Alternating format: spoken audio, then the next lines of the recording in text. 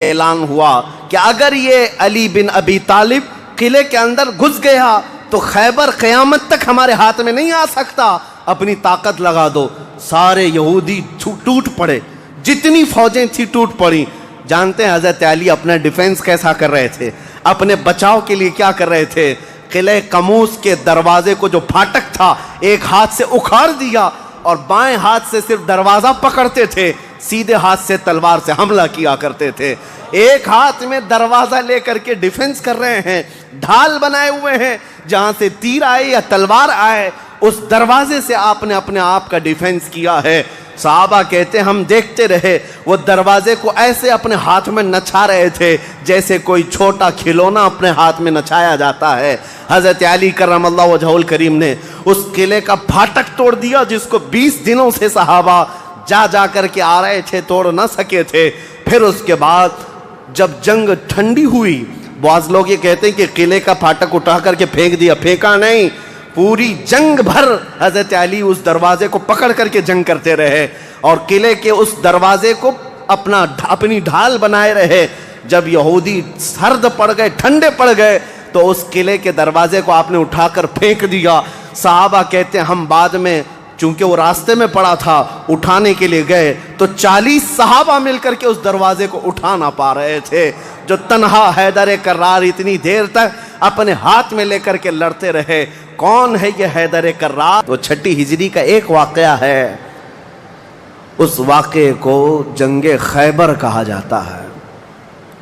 خیبر یہ 6 ہجری میں واقع ہوا، بعض مورخین کے نزدیک 7ویں ہجری میں، کیونکہ یہ محرم کا واقعہ ہے۔ محرم میں یہ جنگ پیش آئی تھی۔ یہ خیبر کیا ہے، جنگ خیبر کیا ہے، اس کے متعلق میں تھوڑی سی باتیں عرض کرتا ہوں۔ اس سے پہلے چھوٹے چھوٹے غزوے بھی ہوئے۔ ایک ذات القرد جنگ، چھوٹی سی جنگ ہے جس کو میں اکثر اپنی تقریروں میں کہا بھی کرتا ہوں۔ عبد الرحمن فزاری قارہ کا رہنے والا ایک شخص 400 لوگوں کو لے کر آیا تھا ذات القرد۔ مدینے سے قریب ایک چراگاہ تھی جہاں رسول اللہ صلی اللہ علیہ وسلم کی اونٹنیاں چرتی تھیں اور کھجوروں کے باغیچے تھے۔ تو اس عبد الرحمن نامی کافر نے حضور کی اونٹنیوں کو قبضہ کر لیا اور کھجوریں بھی چوری کر لیا اور بھاگنے لگا۔ اس وقت مدینے کے ایک صحابی حضرت سلمہ بن اکوا رضی اللہ تعالیٰ عنہ اکیلے تھے۔ انہوں نے 400 لوگوں کو دوڑانا شروع کر دیا۔ وہ اکیلے ہی 400 لوگوں کو دوڑاتے رہے، اتنا دوڑائے کہ وہ سب بھاگتے رہے، کیونکہ مدینہ طیبہ سے اس وقت کوئی اس واقعے کی خبر نہیں پا سکا تھا سوائے حضرت سلمہ بن اکوا کے۔ ان کو رسول اللہ صلی اللہ تعالیٰ علیہ وسلم کا عظیم سپاہی کہا جاتا ہے، سلمہ بن اکوا۔ یہ تیز دوڑتے اتنا تھے کہ عربی گھوڑا بھی ان کی دوڑ کو نہیں پکڑ پاتا تھا۔ اب یہ جب ان 400 لوگوں کو بھگاتے رہے اور اپنی تیروں سے ان کو نشانہ بناتے رہے، حیرت کی بات ہے جب بھی میں واقعہ پڑھتا ہوں حدیثوں میں موجود ہے کہ 400 لوگ ایک آدمی سے ڈر کر بھاگ بھی رہے ہیں اور بھاگتے جا رہے ہیں اور یہ ان کو بھگاتے جا رہے ہیں۔ پہاڑیاں آ گئیں تو عبد الرحمن قارہ کا رہنے والا شخص پلٹ کر کے پوچھتا ہے، اے شخص تو کیوں دوڑا رہا ہے، ہمیں کیوں بھگا رہا ہے، کیا چاہتا ہے؟ حضرت سلمہ بن اکوا نے کہا جب تک تمہاری جھولی میں مدینے کی ایک کھجور بھی باقی رہے گی میں تمہیں زندہ نہیں چھوڑوں گا، اور جب تک رسول اللہ کی اونٹنیاں تم نے قبضہ کی انہیں آزاد نہیں کرو گے میں تمہارا راستہ آزاد نہیں رکھوں گا۔ اور دوڑاتے رہے۔ کئی لوگ اس میں سے گھوڑے سے گر جاتے تھے، ان کی گردن پر یہ صرف پیر رکھتے وہ وہیں ٹھنڈا ہو جاتا، یہاں تک کہ وہ پہاڑیوں کے اوپر چڑھ گئے۔ عبد الرحمن نے اپنے ساتھیوں سے کہا کہ لوگوں ان کی ساری کھجوریں پھینک دو، جتنی چادریں ہیں بچھا دو اور جتنی اونٹنیاں ہیں انہیں چھوڑ دو، ورنہ یہ ہم میں سے کسی کو بھی زندہ نہیں چھوڑے گا۔ تو اس کی بات پر سارے لوگوں نے اپنی اپنی کھجوریں جو لوٹے تھے مدینے کے باغات سے سب چھوڑ دیا، اونٹنیاں بھی چھوڑ دیں، سب کو جمع کیا۔ حضرت سلمہ بن اکوا نے کھجوروں کو چادر میں اور تنہا وہ سارا مال اٹھا کر کندھے پر اور حضور کی اونٹنیاں ہانکتے ہوئے مدینے کی طرف لا رہے تھے، اکیلے آ رہے تھے۔ بیچ راستے میں پھر حضرت ابو قتادہ رضی اللہ تعالیٰ عنہ سے ملاقات ہوئی، پوچھا کہاں سے آ رہے ہو؟ تو حضرت سلمہ بن اکوا نے واقعہ کہہ کر کے سنایا، کہا کہ چلو رسول اللہ صلی اللہ علیہ وسلم راستے میں ہی ہیں۔ حضور سے ملاقات ہوئی، حضور نے کہا کہ تم صحیح سلامت آ گئے، ہمیں واقعے کی خبر پہلے سے مل گئی تھی۔ تو ابھی بھی کہنے لگے یا رسول اللہ میں نے ان کو پانی تک پینے نہیں دیا، اگر آپ حکم فرمائیں تو ان سب کا پیچھا کر کے ان کو یہیں ختم کر دیں گے۔ نبی پاک صلی اللہ علیہ وسلم نے مسکرا کر فرمایا تمہاری جو اونٹنیاں تھی، تمہارے جو کھجور تھے، اس کے تم مالک ہو گئے ہو، ان کا راستہ چھوڑ دو۔ تب یہ واپس آئے حضرت سلمہ بن اکوع۔ اعلیٰ حضرت امام احمد رضا خان فاضل بریلوی رضی اللہ تعالیٰ عنہ نے اس روایت کو نقل فرمایا اور فرماتے ہیں سلمہ بن اکوع سے پوچھا گیا تمہیں خوف نہیں تھا، ڈر نہیں تھا؟ 400 لوگوں کو اکیلے دوڑاتے چلے گئے، مدینے سے باہر بھی چلے گئے۔ تو جانتے ہیں کون سی طاقت تھی ان کے پاس، سلمہ بن اکوع کے پاس، جو ان کو خوف سے آزاد کر رکھی تھی۔ فرماتے ہیں ایک بار رسول اللہ صلی اللہ علیہ وسلم صحابہ سے بیعت لے رہے تھے، ہاتھ میں ہاتھ لے کر بیعت کر رہے تھے، تو سب حضور کے پاس ہاتھ دے رہے تھے، بیعت کر رہے تھے۔ حضور نے مجھ سے کہا سلمہ بن اکوع آ جاؤ، تم بیعت کر لو میرے ہاتھ پر۔ میں نے عرض کیا یا رسول اللہ پہلے ہی میں بیعت کر چکا ہوں۔ ایک بار وہ بیعت کر چکے تھے، حضور نے فرمایا دوبارہ کر لو، اس میں کیا حرج ہے؟ حضرت سلمہ بن اکوع کہتے ہیں میں نے دوبارہ حضور کے ہاتھ میں ہاتھ دیا، حضور نے بیعت کیا۔ تھوڑی دیر گزری تھی کہ صحابہ بیعت کر رہے تھے، حضور نے پھر پکارا سلمہ بن اکوع بیعت کیوں نہیں کر لیتے؟ کہا یا رسول اللہ میں نے 2 بار بیعت کی ہے۔ حضور نے فرمایا تیسری بار کر لو، کیا حرج ہے؟ وہ حضرت سلمہ بن اکوع کہتے ہیں میں نے اپنا ہاتھ رسول اللہ کے ہاتھ میں تیسری بار دیا اور بیعت کیا، اور اس کے بعد جب نکلا حضرت سلمہ بن اکوع کہتے ہیں مجھے اس ہاتھ پر اتنا بھروسہ تھا کہ دنیا کی ہر طاقت کو دھول چٹا سکتا تھا، کہ رسول اللہ کے ہاتھ میں دیا ہوا ہاتھ ہے۔ ان کے پاس جو بے خوف ہونے کے لیے کوئی دولت تھی نا، بے باک ان صحابہ کو اگر کوئی چیز بناتی تھی تو یہی چیز ہے عشق مصطفیٰ، محبت مصطفیٰ، جس کو بریلی کے امام نے فرمایا ہے خوف نہ رکھ رضا ذرا تو ہے عبد مصطفیٰ، تیرے لیے امان ہے، تیرے لیے امان ہے۔ کسی شاعر نے کہا تھا کہ دیوان گانے عشق محمد کو دیکھ کر گھبرا گئی ہے گردش دوراں کبھی کبھی۔ حضور کے عاشقوں کو دیکھ کر کے دنیا کی طاقتیں بھی گھبرا جاتی تھیں کہ ان کے پاس ہے کون سی طاقت۔ تو یہ جو چھوٹی سی جنگ واقع ہوئی اس کو ذات القرد کہتے ہیں۔ اس کے 3 دن کے بعد ہی خیبر کی جنگ شروع ہو گئی تھی۔ اب خیبر پر ہم آتے ہیں۔ خیبر کیا ہے؟ تقریباً مدینہ طیبہ سے 320 کلومیٹر دور یا 300 کلومیٹر کے قریب ایک بستی ہے جس کو خیبر کہتے ہیں۔ خیبر یہودیوں کا گڑھ ہے، یہودیوں کا مرکز، اور اس وقت سے لے کر کے حضور صلی اللہ تعالیٰ علیہ وسلم کی مدینہ طیبہ آمد سے بھی کافی پہلے سے خیبر میں یہودیوں نے ایسا اپنا وہ جمایا ہوا تھا کہ پورے عرب کے سب سے بڑے مالدار یہودی خیبر میں رہتے تھے، اور جنگی طاقت بھی سب سے زیادہ ان کے پاس تھی، اور غرور اور گھمنڈ اتنا تھا، پیسوں پر بھی اور جنگ پر بھی، طاقت پر بھی، کہ وہ کسی کو بھی ڈرا دیتے تھے۔ اور جب سے نبی پاک صلی اللہ علیہ وسلم مدینہ طیبہ آئے ان کی دشمنی اتنی بڑھ گئی تھی کہ آپ کو معلوم ہونا چاہیے کہ جو جنگ خندق ہوئی تھی اس کا واقعہ بھی میں نے تفصیل سے بتا دیا۔ مدینہ طیبہ جنگ خندق جس وجہ سے ہوئی اس کا سبب یہودی تھے۔ یہودیوں نے مکہ کے کافروں کو، مشرکوں کو، نجد کے کافروں کو سب کو جمع کیا تھا اور پانی کی طرح پیسہ بہایا تھا جنگ میں۔ 12,000 لوگوں کو رسول اللہ کے خلاف اکٹھا کیا تھا یہودیوں نے۔ یہ خیبر کے یہودی تھے، کیونکہ نبی پاک صلی اللہ تعالیٰ علیہ وسلم جب تشریف لائے تھے 2 قبیلے یہودیوں کے مدینے میں آباد تھے، بنو نذیر اور بنو قریظہ۔ آپ کو میں نے سیرت کے بیان میں یہ بھی بتا دیا تھا، اور یہ دونوں قبیلوں نے حضور صلی اللہ علیہ وسلم کے ساتھ غداری کی تھی، وعدہ خلافی کیا، معاہدہ جو تھا اس کو توڑ دیا۔ اس کی وجہ سے ان یہودیوں کو جو مدینے میں رہتے تھے جلا وطن کر دیا گیا تھا، نکال کر باہر کر دیا گیا۔ تو جتنے مدینے سے نکالے ہوئے یہودی تھے وہ سب خیبر میں جا کر جمع ہو گئے تھے۔ خیبر میں جا کر کے ان لوگوں نے اڈا بنا لیا تھا، اور ڈیلی ان کی صرف اور صرف یہی منصوبہ بندی ہوتی تھی کہ محمد صلی اللہ علیہ وسلم اور ان کے ساتھیوں کو کیسے مارا جائے، کیسے قتل کیا جائے۔ کوئی بھی دور دراز سے اگر چھوٹی سی دشمنی رکھتا تھا رسول اللہ سے تو یہ یہودی خیبر کے پورا کا پورا مال ان کے پاس بھیجتے اور ان کو کھڑا کرتے کہ تم جاؤ، ہم سپورٹ میں ہیں، ہم سپورٹ کریں گے۔ ساری جنگوں میں مشرکوں کا سپورٹ کرتے تھے۔ اب میں آپ کو بتاؤں جن کے دلوں میں اتنا زہر بھرا ہوا تھا رسول اللہ صلی اللہ علیہ وسلم کی دشمنی کا، اب ان لوگوں نے دیکھا کہ یہ اب ان کی طاقت بڑھتی جا رہی ہے، اور بادشاہوں کو تک ان لوگوں نے اسلام پیش کر دیا، اور اسلام اب مکہ مدینے کا نہیں رہ گیا، اب تو ایران بھی چلا گیا ہے، مصر بھی چلا گیا ہے، حبشہ بھی چلا گیا ہے، یمن بھی چلا گیا ہے۔ تو ان کے پیٹ کا درد اور بڑھ گیا۔ ان لوگوں نے پھر اب فیصلہ کرنا شروع کیا کہ اب سارے لوگوں کو جمع کرتے ہیں۔ ایک قبیلہ تھا بنو غطفان، یہ مشرکوں کا قبیلہ تھا، اور وہ جنگی طاقت بہت زیادہ رکھتے تھے۔ اس وقت عرب میں وہ نڈر مانے جاتے تھے۔ یہودیوں نے ان کو بلا کر کے جنگ کا پلان کیا کہ مدینے پر اچانک چڑھائی کریں گے اور تہس نہس کر کے رکھ دیں گے، کسی کو خبر بھی نہ ہو، پورے مدینے کی اینٹ سے اینٹ بجا دیں گے۔ انہوں نے پلان کیا راتوں رات، لیکن مخبر صادق رسول اللہ صلی اللہ تعالیٰ علیہ وسلم کا حال یہ ہے، اور کوئی غیب کیا تم سے نہاں ہو بھلا۔ نبی پاک صلی اللہ تعالیٰ علیہ وسلم کو خبر ہوئی کہ یہودیوں نے میٹنگ کی ہے اور راتوں رات مدینے پر چڑھائی کرنے والے ہیں۔ دوسرے دن حضور پاک صلی اللہ تعالیٰ علیہ وسلم نے صحابہ کو جمع کیا، تو جتنے صحابہ تھے سب جمع ہو گئے، تقریباً 1600 صحابہ تھے۔ کتنے؟ 1600 صحابہ۔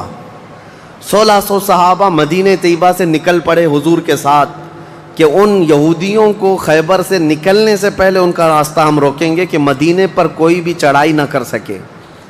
جب رسول اللہ صلی اللہ علیہ وسلم صحابہ کو لے کر چل پڑے، چال الٹی پڑ گئی۔ یہودیوں نے یہ سوچا تھا کہ مدینے پر اچانک حملہ ہوگا، کسی کو کانوں کان خبر نہیں ہوگی، لیکن ایسا ہوا کہ 8 دن کے بعد اچانک حضور خیبر پہنچ گئے، ان کو کانوں کان خبر بھی نہیں ہوئی۔ نبی پاک صلی اللہ تعالیٰ علیہ وسلم صحابہ کے ساتھ جب پہنچے، صبح ہو رہی تھی، خیبر کی وادیوں میں حضور داخل ہو رہے تھے، تو یہودی اپنے اپنے کھیتوں میں کام کرنے کے لیے جا رہے تھے۔ جیسے ہی مدینے کی فوج کو دیکھا، ہیبت طاری ہو گئی، الٹے قدم اپنے قلعوں میں واپس بھاگتے رہ گئے اور چیخ مارتے رہ گئے کہ محمد بھی آئے ہیں اور مسلمان بھی آئے ہیں۔ حضور صلی اللہ علیہ وسلم نے ان کی چیخ و پکار کو سنا تو ایک جملہ فرمایا۔ حضور صلی اللہ علیہ وسلم فرماتے ہیں، جن کافروں کی وادی میں ہم اتر پڑے ان کی صبح خراب ہو ہی جاتی ہے، اور یہ خیبر اب برباد ہوگا۔ حضور کے الفاظ تھے، جملہ نکلا۔ صحابہ کرام اتنی جوش سے نعرہ لگا رہے تھے کہ یہودیوں کے سارے قلعے صحابہ کی آواز سے گونجنے لگ گئے۔ خیبر میں 8 قلعے تھے، 8 مشہور قلعے۔ انہوں نے بہت مشہور اس وقت کی طاقتور یعنی عمارتیں ایسی بنا رکھی تھیں کہ ان کا یقین تھا کہ کوئی ان قلعوں کو توڑ نہیں سکے گا۔ اور حد تو یہ ہے کہ آج 1400 سال گزر گئے، ابھی بھی وہ قلعے موجود ہیں، آج بھی موجود ہیں خیبر میں۔ وہ قلعوں کے باقیات، کھنڈرات ابھی بھی موجود ہیں۔ اب آپ اندازہ کریں کہ 14 صدیاں گزرنے کے بعد اب بھی وہ قلعے ہیں، تو اس وقت کتنے محفوظ رہے ہوں گے، کتنے مضبوط رہے ہوں گے۔ ان کو بڑا غرور تھا۔ 8 مشہور قلعے تھے، قلعہ ناعم، قلعہ نطات، قلعہ قموس، ان کے نام تھے الگ الگ۔ ہر قلعہ الگ الگ کاموں کے لیے استعمال ہوتا تھا۔ اب نبی پاک صلی اللہ تعالیٰ علیہ وسلم خیبر جب پہنچے، 1600 صحابہ ہیں۔ اب سنیے، ایک قلعہ ناعم تھا جس میں سارا ذخیرہ تھا، کھانا پانی اور سب کچھ وہاں پر تھا، اور اس کی ذمہ داری سلام بن مشکم نام کا ایک یہودی، وہ بہت ہی بغض و عداوت میں بھرا ہوا یہودی تھا، اس کے ذمے تھی۔ اور قلعہ قموس جو سب سے بڑا قلعہ تھا، اس کی ذمہ داری مرحب نام کے یہودی کے پاس تھی۔ اور مرحب وہ شخص ہے جس کے بارے میں مشہور تھا کہ وہ 1000 لوگوں سے تنہا لڑ سکتا ہے۔ 1000 انسانوں کی طاقت تھی جس کے پاس، اس کا نام مرحب تھا۔ پورے خیبر کے یہودی اس سے ڈرتے تھے۔ اور قلعہ قموس جو سب سے بڑا قلعہ تھا، وہ اس کے انڈر میں ہوا کرتا، سب ان کی تقسیم تھی۔ اب جب نبی کریم صلی اللہ تعالیٰ علیہ وسلم شروعات فرمائی تو قلعہ ناعم جو قریب تھا آبادی سے، اس پر چڑھائی شروع کر دی۔ تو جو صحابہ وہاں گئے تھے قلعہ ناعم، تو صحابہ اکرام کو سخت مصیبت اٹھانی پڑی، کیونکہ اتنی سخت گرمی تھی کہ جس کی وجہ سے حلق میں کانٹے پڑ جاتے تھے پیاس کی شدت سے. کئی صحابہ اس میں شہید ہوئے. آخر کار قلعہ نائم فتح ہو گیا. ایک قلعہ فتح ہوا, دوسرا فتح ہوا, تیسرا فتح ہوا. قلعے اس طرح سے فتح ہونے لگ گئے. یہودیوں کی تعداد میں آپ کو بتاؤں, یہ 1600 صحابہ تھے, اور یہودی اس وقت خود اور قبیلہ بنو غطفان جو مشرکوں کا قبیلہ تھا ان کو بھی جنگ کے لیے اپنے قلعے میں بلا لیا تھا. کل تعداد سب کی ملا کر 8000 ہو چکی تھی. 8000 لوگ 1600 لوگوں سے ڈرے ہوئے سہمے ہوئے قلعوں میں بندے ہیں, کوئی باہر نکلنے کو تیار نہیں. اب اس کے بعد یہ خیبر کا معاملہ بڑھتا گیا. اس میں ہوا یہ کہ آخری جو قلعہ تھا قلعہ قموس, یہ سب کے بس کی بات نہیں تھی. بہت مضبوط قلعہ, اور جو آدمی اس کا سپہ سالار ہے, شہ سوار ہے, وہ مرحب ہے. پورا عرب جانتا تھا اس کی طاقت کو. پہلے دن نبی کریم صلی اللہ تعالیٰ علیہ وسلم نے صحابہ کی ایک جماعت حضرت ابو بکر صدیق رضی اللہ تعالیٰ عنہ کی سپہ سالاری میں بھیجی.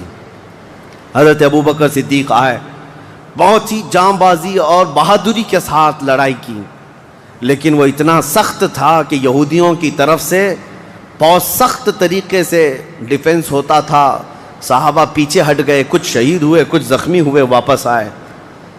پھر دوسرے دن سیدنا عمر ابن خطاب رضی اللہ تعالیٰ عنہ کے حوالے حضور صلی اللہ علیہ وسلم نے فرمایا. حضرت عمر فاروق رضی اللہ تعالیٰ عنہ گئے. صحابہ کی ایک جماعت تھی, لیکن آج کا دن اور زیادہ سخت ہو گیا. سارے یہودیوں نے اپنی طاقت جھونک دی قلعہ قموس کو بچانے کے لیے. حضرت عمر فاروق رضی اللہ تعالیٰ عنہ صحابہ کی جماعت کو لے کر شام میں واپس آ گئے. اب یہ محاصرہ بڑھ گیا. 20 دن چلا کنٹینیو محاصرہ ان قلعوں کا, لیکن فتح ہونے کا نام نہیں تھا. جلال پیغمبری کو دیکھیں ہیں, صحابہ 20 دن سے تپتی ہوئی گرمی میں مدینے سے 300 کلومیٹر باہر ہیں. عرض کیا یا رسول اللہ صلی اللہ علیہ وسلم, ہماری منزل ابھی کہاں ہے, کب تک ہے؟ رات کا وقت تھا. نبی کریم صلی اللہ تعالیٰ علیہ وسلم جلال میں تھے. ارشاد فرمایا لَأُعْطِيَنَّ غَدًا رَایَةً رَجُلًا يُحِبُّهُ اللَّهُ وَرَسُولُهُ. حضور اکرم صلی اللہ تعالیٰ علیہ وسلم فرماتے ہیں, کل کے دن میں اپنا جھنڈا ایک ایسے آدمی کو دوں گا جس سے اللہ اور اس کے رسول محبت کرتے ہیں, اور اللہ اور اس کے رسول جس سے محبت کرتے ہیں وہ خود بھی اللہ اور اس کے رسول سے محبت کرتا ہے. اور پھر میرے آقا نے فرمایا خیبر کی فتح اسی کے ہاتھ میں رکھی ہوئی.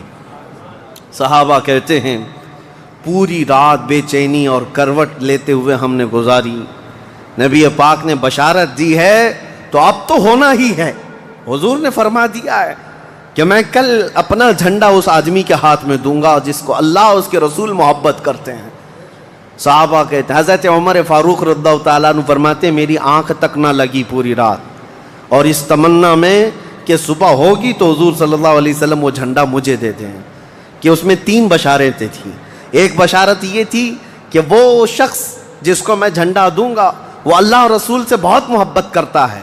دوسری بشارت یہ تھی کہ اللہ خود اس سے محبت کرتا ہے. تیسری بشارت یہ تھی کہ اسی کے ہاتھ میں خیبر کی فتح رکھی ہے. حضرت عمر کہتے ہیں پوری رات پلک بھی جھپکا نہیں, اسی آس میں اسی امید میں پوری رات گزاری. پورے صحابہ کا یہی حال تھا. صبح جب ہوئی دوڑے دوڑے نبی کریم صلی اللہ تعالیٰ علیہ وسلم کی جلوں میں حاضر ہوئے. اللہ کے حبیب صلی اللہ علیہ وسلم کے ہاتھ میں پرچم تھا, جھنڈا تھا. اب جنگ کے لیے روانہ کرنا تھا. نبی کریم صلی اللہ علیہ وسلم کے سامنے صحابہ کی فوج ہے. سارے صحابہ گردنیں اونچی کر کر کے دیکھ رہے ہیں, لیکن نبی پاک صلی اللہ تعالیٰ علیہ وسلم نے اس بھرے مجمع میں اعلان فرمایا علی کہاں ہے, علی کہاں ہے. اس مجمع میں حضرت علی نہیں ہیں. صحابہ نے کہا یا رسول اللہ وہ بخار میں ہیں, بیمار ہیں اور آشوب چشم ہے, آنکھیں لال ہو چکی ہیں, آنکھوں سے پانی آ رہا ہے. نبی کریم صلی اللہ علیہ وسلم نے فرمایا لاؤ, اسی حالت میں بلا لاؤ. صحابہ گئے, حضرت علی کو بلا لائے. بخار کی حالت میں ہیں, آنکھوں میں آشوب ہے, سرخی آ چکی ہے.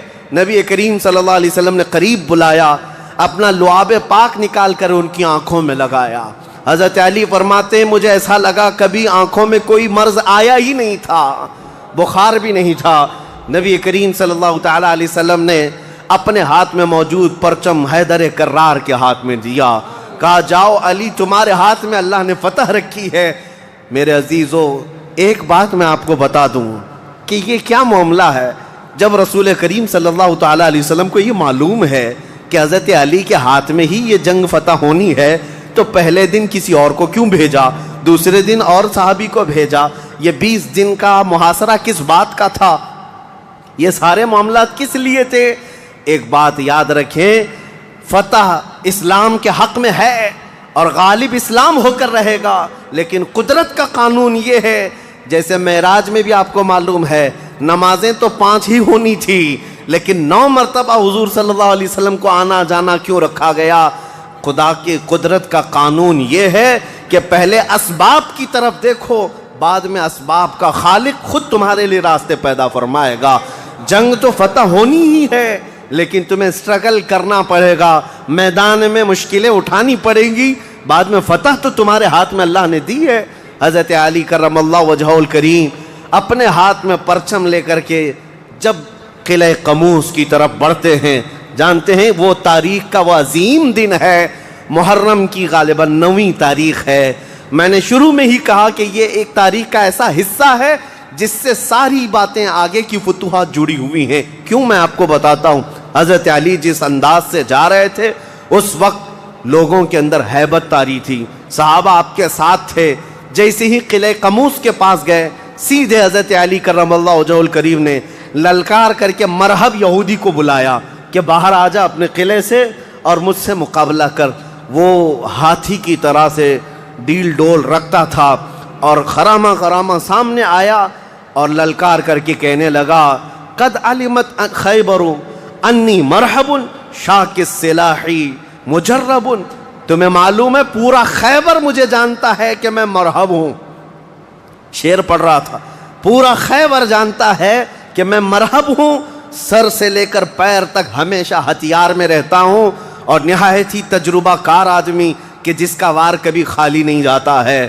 اس کے جواب میں مولا علی کرم اللہ وجہہ الکریم فرماتے ہیں انا الذی سمتنی امی حیدرا کلیث غابات کریہ المنظرا، تجھے پتا ہے میری ماں نے ہی میرا نام حیدر رکھا ہے۔ حیدر کا مطلب ہوتا ہے شیر، میری ماں نے میرا نام حیدر رکھا ہے، کلیث غابات کریہ المنظرا، ہیبت ناک شیر جب بھوک کی وجہ سے کچھار میں دہاڑتا ہے اس کو حیدر کہا جاتا ہے۔ جب یہ رجزی اشعار کا تبادلہ ہو رہا تھا، وہ یہودی مرحب جو سر پر ٹوپی پہنتا تھا، ویسی ٹوپی لوہے کی کسی کے پاس تھی نہیں، جسم پر جو لوہے کا خود لباس ہوتا تھا ویسا لباس کسی کے پاس نہیں تھا۔ مقابلے میں وہ آیا اور اس نے حضرت علی کرم اللہ وجہہ الکریم پر بہت تیز وار کی، لیکن وار خالی گیا۔ حضرت علی کرم اللہ وجہہ الکریم پر کوئی وار نہیں آیا۔ پلٹ کر جب حیدر کرار نے وار ماری تو اس کی خود کو ٹوپی کو کاٹتا ہوا یہاں تک کہ اس کے جبڑوں تک حضرت علی کی تلوار آ گئی، اس کے دانتوں کو تک کاٹتی ہوئی آ گئی۔ اس کے بعد دوسرا وار بھی نہیں پڑا تھا کہ مرحب زمین پر ڈھیر ہو کر تڑپنے لگ گیا۔ اتنا ہی نہیں ہے کہ یہ منظر دیکھ کر کے جتنے یہودی تھے سب کے سب ٹوٹ پڑے۔ کس پر؟ حیدر کرار پر۔ اکیلے بطل جلیل ہیں، جس طرف سے آتے تھے صحابہ کہتے ہیں حضرت علی کی تلوار اس دن جو چمک رہی تھی ہمارے جسموں میں ہیبت طاری تھی، کبھی ادھر چمکتی ہے کبھی ادھر چمکتی ہے۔ آپ کو پتا ہے ایک لقب آپ کا کرار ہے۔ کرار کا مطلب کیا ہوتا ہے؟ پلٹ پلٹ کر کے حملہ کرنے والا، اور ایسا حملہ کرنے والا کہ سامنے والے کو سنبھلنے کا موقع بھی نہیں دیتا۔ حضرت علی کی تلوار نے اتنے وار کیے کہ یہودیوں کی صفیں درہم برہم ہو گئی۔ بعض تو لوگوں نے یہ سوچا کہ جان بچانے میں عافیت ہے، جب ہمارا سردار ڈھیر ہو کر تڑپ رہا ہے ہمیں اس سے مقابلے کی کیا تاو ہے۔ بڑھتے گئے حضرت علی، سیدھے قلعہ قموس جو تھا وہاں جا کر کے کھڑے ہو گئے تو یہودیوں میں ایک اعلان ہوا کہ اگر یہ علی بن ابی طالب قلعے کے اندر گھس گیا تو خیبر قیامت تک ہمارے ہاتھ میں نہیں آ سکتا، اپنی طاقت لگا دو۔ سارے یہودی ٹوٹ پڑے، جتنی فوجیں تھی ٹوٹ پڑی۔ جانتے ہیں حضرت علی اپنا ڈیفنس کیسا کر رہے تھے، اپنے بچاؤ کے لیے کیا کر رہے تھے؟ قلعہ قموس کے دروازے کو جو پھاٹک تھا ایک ہاتھ سے اکھاڑ دیا اور بائیں ہاتھ سے صرف دروازہ پکڑتے تھے، سیدھے ہاتھ سے تلوار سے حملہ کیا کرتے تھے۔ ایک ہاتھ میں دروازہ لے کر کے ڈیفنس کر رہے ہیں، ڈھال بنائے ہوئے ہیں، جہاں سے تیر آئے یا تلوار آئے اس دروازے سے آپ نے اپنے آپ کا ڈیفنس کیا ہے۔ صحابہ کہتے ہیں ہم دیکھتے رہے، وہ دروازے کو ایسے اپنے ہاتھ میں نچا رہے تھے جیسے کوئی چھوٹا کھلونا اپنے ہاتھ میں نچایا جاتا ہے۔ حضرت علی کرم اللہ وجہہ الکریم نے اس قلعے کا پھاٹک توڑ دیا جس کو 20 دنوں سے صحابہ جا جا کر کے آ رہے تھے، توڑ نہ سکے تھے۔ پھر اس کے بعد جب جنگ ٹھنڈی ہوئی، بعض لوگ یہ کہتے ہیں کہ قلعے کا پھاٹک اٹھا کر کے پھینک دیا، پھینکا نہیں، پوری جنگ بھر حضرت علی اس دروازے کو پکڑ کر کے جنگ کرتے رہے اور قلعے کے اس دروازے کو اپنی ڈھال بنائے رہے۔ جب یہودی سرد پڑ گئے، ٹھنڈے پڑ گئے، تو اس قلعے کے دروازے کو آپ نے اٹھا کر پھینک دیا۔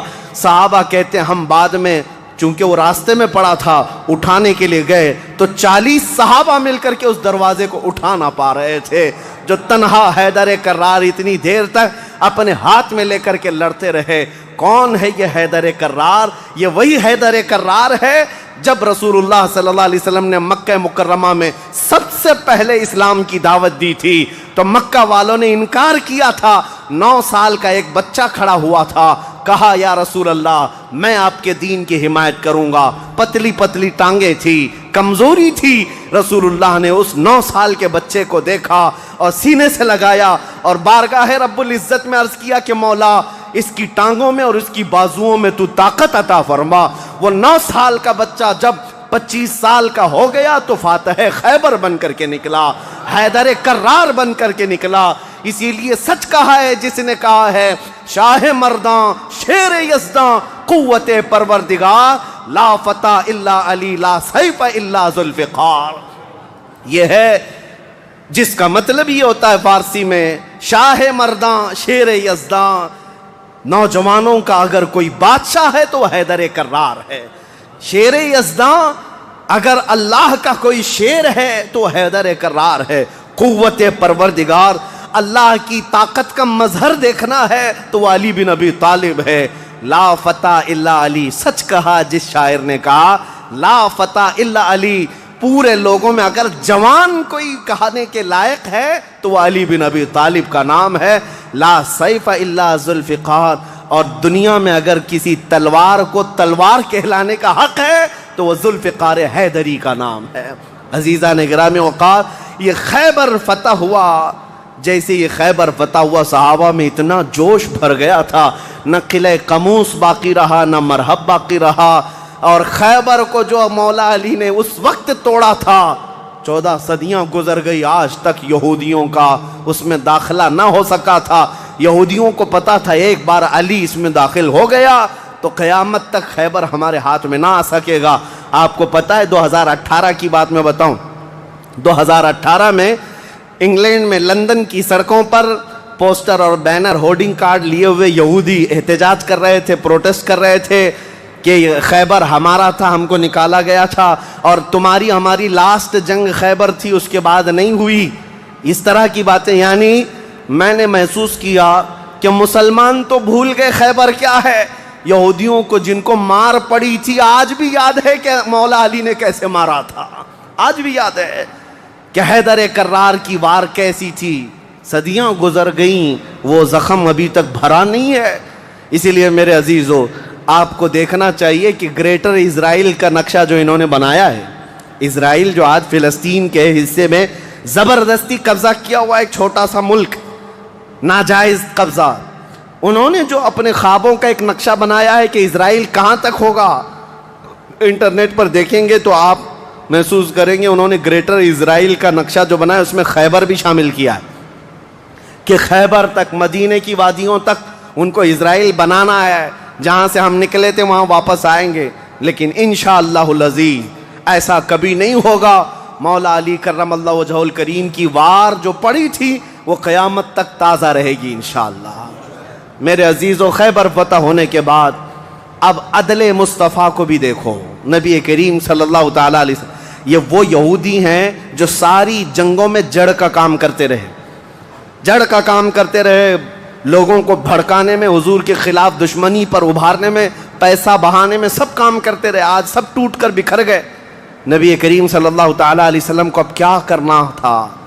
حضور صلی اللہ علیہ وسلم نے دوسرے دن جب صحابہ سے مشورہ لیا، صحابہ نے عرض کیا جیسے ان کو مدینے سے بھگایا گیا تھا، خیبر سے بھی نکال دیں، یہاں سے بھی نکال کر ان کو جلا وطن کر دیں۔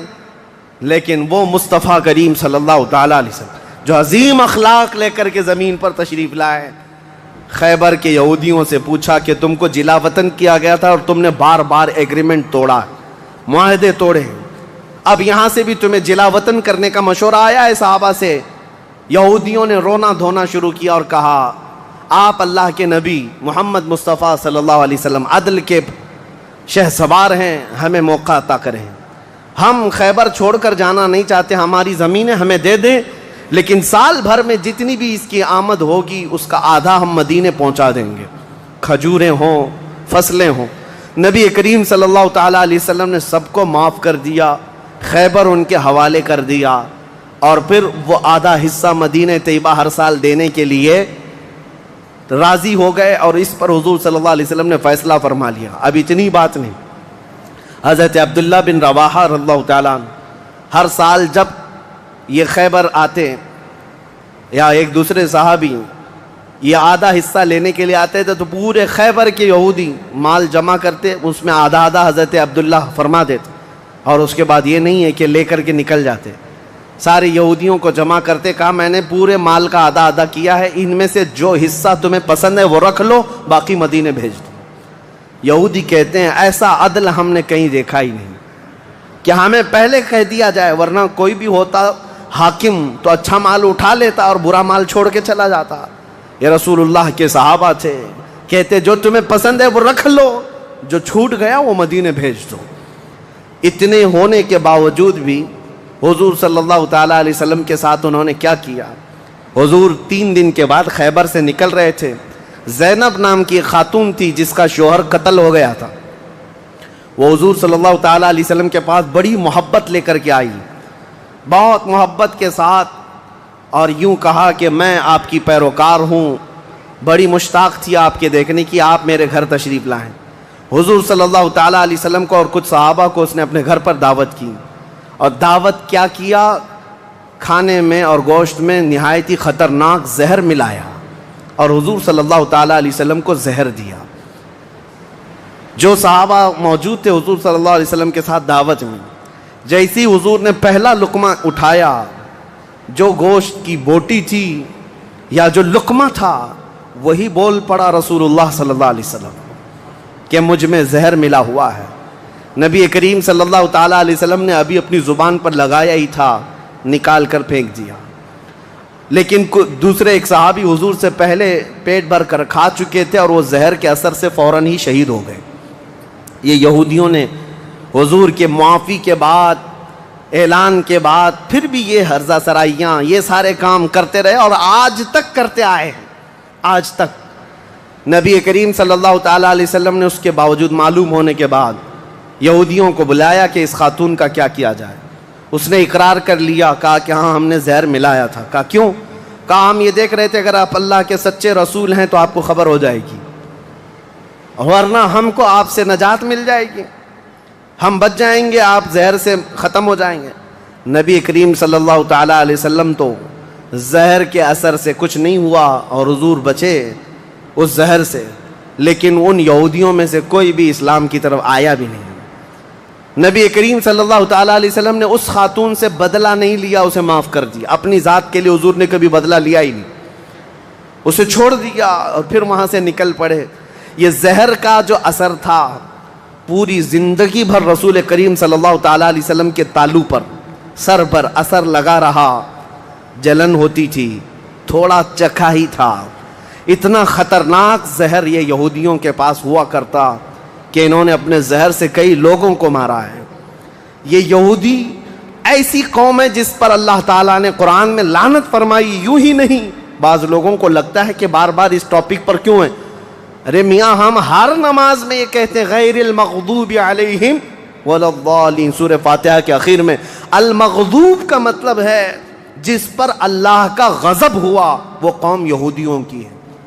سورہ فاتحہ میں ہم اللہ کی بارگاہ میں پناہ مانگتے ہیں کہ اللہ جس قوم پر تیرا غضب نازل ہوا اس قوم سے ہمیں بچائے رکھ، ان کے راستے سے ہمیں بچائے رکھ۔ یہ اتنی خطرناک سازشی قوم ہے کہ آج پوری دنیا کو انہوں نے ہلا کر رکھا ہے، آج پوری دنیا کو کریڈٹ نظام پر لا کر رکھا ہے۔ یہ جتنے ورلڈ کے بڑی بڑی بینکیں ہیں انہوں نے اپنے ہاتھ میں رکھا ہے، سونے پر یہ اپنا قبضہ جمائے ہوئے ہیں۔ جیولری اس کو نام دیا گیا ہے، سونے چاندی کے تمام زیورات کو جانتے ہیں۔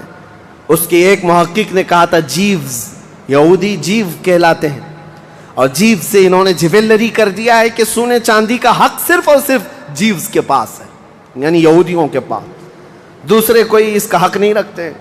اور یہ مال سونا چاندی ہی ہے جو پوری دنیا کی کرنسی کو اوپر نیچے کرتا ہے۔ یہ سارا نظام انہوں نے بنا رکھا ہے، دنیا کو قرضے دے دے کر کے ورلڈ بینک سے اپنا مقروض بنائے رکھا ہے، دنیا کو جنگوں کے ہتھیار خوب بیچتے ہیں، یہ سارے ہتھیار بناتے ہیں اور پورا بیچتے ہیں، اس کا کاروبار بھی کرتے ہیں۔ دنیا کی بڑی بڑی دوائیوں کی کمپنیاں بلکہ بایو ویپن کے طور پر استعمال کرتے ہیں، ڈرگ مافیا ہے، سب یہودیوں کے کنٹرول میں آج۔ اسی لیے میں آپ سے کہتا ہوں یہ اتنی شریر قوم ہے کہ اس سے ہمیشہ پناہ مانگتے رہو اللہ کی بارگاہ میں۔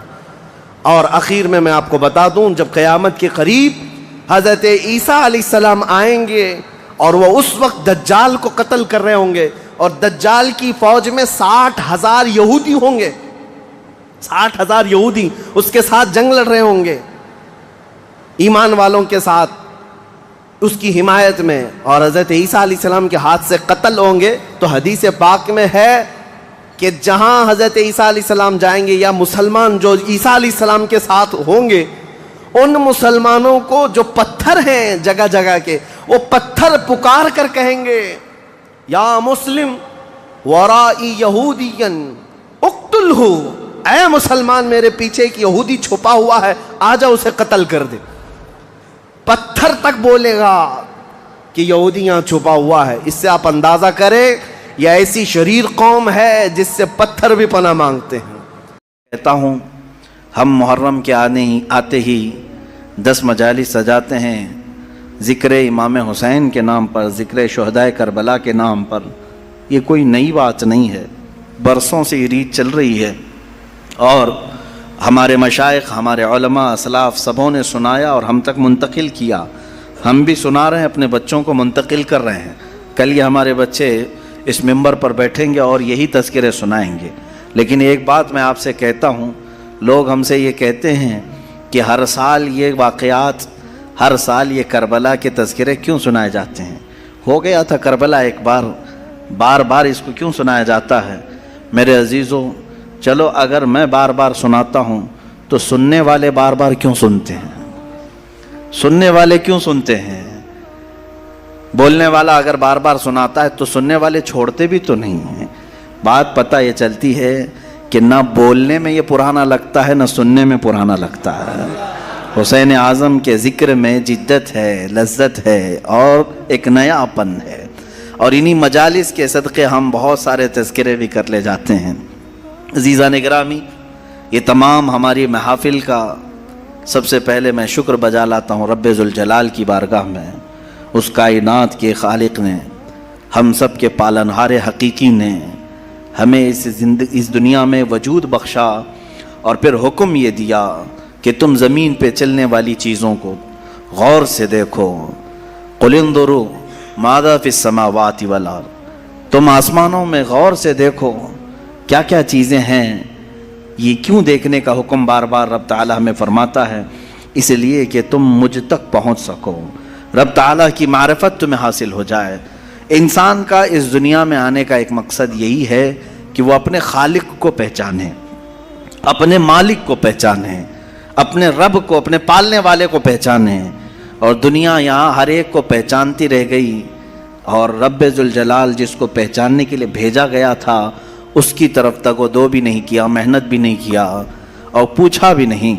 میرے عزیزو، لاکھوں راستے ہیں اس مولا کو پہچاننے کے، اس کے باوجود آج لاکھوں انسان گمراہ ہیں، مشرک ہیں، کافر ہیں، کچھ تو خدائے ذوالجلال کا انکار کرنے والے اور کچھ غفلت میں موجود ہیں، لیکن وہ خوش نصیب انسان ہے جسے اللہ کی معرفت حاصل ہو گئی، رب تعالیٰ نے اپنی طرف اسے راستہ دے دیا اور وہ اپنے مالک کو پہچانا اور اپنے سر کو محفوظ رکھا صرف اسی بارگاہ میں جھکانے کے لیے۔ وہ دنیا کا عظیم انسان ہے، وہ دنیا کا خوش نصیب انسان ہے۔ باقی سب جو بھولے بھٹکے ہیں، راستہ بھٹکے ہوئے ہیں، ان کے لیے ہمیں کہا گیا کہ تم انہیں سیدھے راستے کی طرف بلاؤ۔ آج سے ہماری یہ مجالس اسی ضمن میں بھی ہوں گی کہ ہم ان بھولے بھٹکوں کو دعوت دینے کے لیے بیٹھے ہیں جو اپنے رب کو پہچاننے سے اور رب کے تعالیٰ کے احکام سے بغاوت کر کے پھر رہے ہیں۔ عزیزان گرامی، اب آپ سب کی بارگاہ میں جو چیزیں میں عرض کرنے جا رہا ہوں وہ بہت توجہ سے سنیں کہ یقیناً اللہ عز و جل رب ذوالجلال اس کی بہت ساری صفات ہیں، 99 صفات آپ نے سنا بھی ہوگا۔ اسماء حسنہ میں اللہ رحمان ہے، رحیم ہے، کریم ہے، حلیم ہے، عظیم ہے، غفار ہے، جبار ہے، ستار ہے، قہار ہے، یہ سب اس کی صفات ہیں، اور ہر صفت کو پہچاننے کے لیے زندگیاں لگ جاتی ہیں۔ اللہ تبارک و تعالیٰ کی بارگاہ میں پہنچنے کے لیے انسان زندگیاں لگا دیتا ہے، اور بعض لوگ یہ سمجھتے ہیں کہ ہم گھر بیٹھے ہی اللہ تعالیٰ کی معرفت حاصل کر لیں۔ ایسا نہیں ہے میرے عزیزو۔ آج سب سے پہلے چیز میں یہ عرض کرتا ہوں، آخر خدا ہے یا نہیں؟ کسی نے دیکھا نہیں، سوال تو ہے ہی ہے۔ ہم تو چلے روایات کے اعتبار سے، ہمارے گھروں سے ہمیں جو علم دیا گیا ہے ہمارے ماں باپ کی طرف سے، اور ماحول نے ہمیں جو علم دیا ہے وہ یہی ہے کہ ہم بولنے کے قابل ہوئے اسی وقت ہمیں کہلا دیا گیا تھا لا الہ الا اللہ، اللہ کے سوا کوئی معبود نہیں۔ ہمیں اللہ کے وجود کا بہت بچپن میں ہی علم دے دیا گیا، لیکن ہم بڑھتے بڑھتے اب زمانے کو دیکھنے لگے تو پتہ چلا کہ یہاں بہت سارے دہریے بھی ہیں، ایتھیسٹ ہیں، جو خدا کا ہی انکار کرتے ہیں کہ خدا ہے ہی نہیں، کوئی دین ہے ہی نہیں۔ آج میں ان کے سلسلے میں عرض کروں گا کہ آخر ایسا کیسے ہو سکتا ہے کہ کوئی خدا ہی نہیں۔ یہ اور بات ہے کہ ایک ہے، دو ہے، کون ہے، اس پر الگ بحث، لیکن جن لوگوں نے کہا ہے ہی نہیں تو مجھے تعجب ہوتا ہے کہ آخر عقل تمہاری ہے یا نہیں؟ عقل سے اگر سوچو گے تو پھر تمہیں مجبوراً کسی نتیجے پر جانا ہوگا۔ امام اعظم ابو حنیفہ رضی اللہ تعالیٰ عنہ دہریوں کے لیے کھلی تلوار تھے۔ دہریہ کس کو کہتے ہیں؟ جو خدا کا ہی انکار کرتا ہے، یعنی کوئی نہیں ہے، نہ بھگوان ہے، نہ خدا ہے، کوئی چیز ہے ہی نہیں، ہم خود سے چل رہے ہیں۔ امام اعظم رضی اللہ تعالیٰ عنہ کی بارگاہ میں ایک جماعت آئی ملحدین کی، اور وہ تلواریں لے کر کے ہی آتے تھے کہ موقع پا کر کے انہیں قتل کر دیں۔ ایک دن امام اعظم ابو حنیفہ رضی اللہ تعالیٰ ان کی جماعت کو آتے ہوئے دیکھا، اور اچانک آپ اپنی مجلس سے کھڑے ہوئے اور کہنے لگے میں کچھ گہری سوچ میں ہوں۔ وہ قریب آئے اور پوچھا کیا سوچ رہے ہیں آپ؟ کہا کہ میں نے سنا ہے کہ ایک سمندر میں کشتی چل رہی ہے اور اس پر سامان خود سے لد جاتا ہے، اور بڑی برابر منزلوں پر وہ رکتی ہے اور اپنا سامان خود ہی اتارتی ہے، نہ اسے کوئی چلاتا ہے، نہ لوڈنگ ان لوڈنگ کرنے والے کوئی مزدور ہیں، وہ خود بخود سامان لیتی ہے، خود بخود سامان اتارتی ہے۔ یہ روبوٹک دنیا بھی نہیں تھی اس وقت کہ وہ یقین کر لیتے، سائنسی دنیا بھی نہیں تھی اس وقت۔ تو ان دہریوں نے کہا کیا مذاق کر رہے ہیں آپ کہ سمندر میں کشتی بغیر ملاح کے، بغیر کیپٹن کے چل رہی ہے اور خود سامان لوڈ کر رہی، اتار رہی ہے، ہمارے ساتھ مذاق کر رہے ہیں آپ؟ ہم عقل والے لوگ ہیں، آپ کی اس بات پر کوئی بیوقوفی یقین کر سکے گا؟ امام اعظم ابو حنیفہ رضی اللہ تعالیٰ عنہ فرماتے ہیں اتنی جب تجھے عقل ہے کہ ایک کشتی سمندر پر بغیر کسی چلانے والے کے نہیں چلتی، تو یہ پورے کائنات کا نظام بغیر چلانے والے کے کیسے چل سکتا ہے؟ برابر وقت پر سورج کا طلوع ہونا، برابر وقت پر سورج کا غروب ہو جانا، چاند کا اپنی منزلوں پر چلنا، اور یہ سمندروں کا برابر اپنے مدار میں رہنا، اور یہ زمین کا طرح طرح کے پودے اگنا، اس میں پھول کا آنا، پھلوں کا آنا، یہ کیا اللہ کے ہونے کی نشانیاں نہیں ہے؟ کوئی تو ہے جو یہ سارا نظام چلا رہا ہے۔ ہاں تم یہ کہہ سکتے ہو کہ مشینیں ہم چلا رہے ہیں، پنکھے ہم چلا رہے ہیں، لائٹ ہم چلا رہے ہیں، چلاؤ دنیا کی ساری مشینیں چلاؤ، لیکن میں اگر ایک فیلڈ میں آؤں ان دہریوں سے پوچھتا ہوں. امام شافعی رحمۃ اللہ علیہ نے کیا جواب دیا؟ میں چاروں اماموں کی بات بتا دیتا ہوں. چاروں اماموں نے رب ذوالجلال کے وجود کے متعلق کیا کیا کہا ہے. امام مالک نے تو یوں فرمایا، آپ سے پوچھا گیا کہ خدا ہے، انہوں نے کہا ہاں. کیا دلیل کیا ہے؟ کہتے ہیں کہ زبانوں کا مختلف ہونا، انسانوں کی زبانوں کا الگ الگ ہونا اور الگ الگ نسلوں کا ہونا، یہ اللہ کے وجود کی دلیل ہے. امام شافعی سے پوچھا گیا آپ کوئی دلیل دیں گے کہ کوئی ہے؟ آپ نے کتنی پیاری بات فرمائی. ارشاد فرماتے ہیں شہتوت کا درخت دیکھا ہے؟ شہتوت کا درخت آپ نے دیکھا ہے؟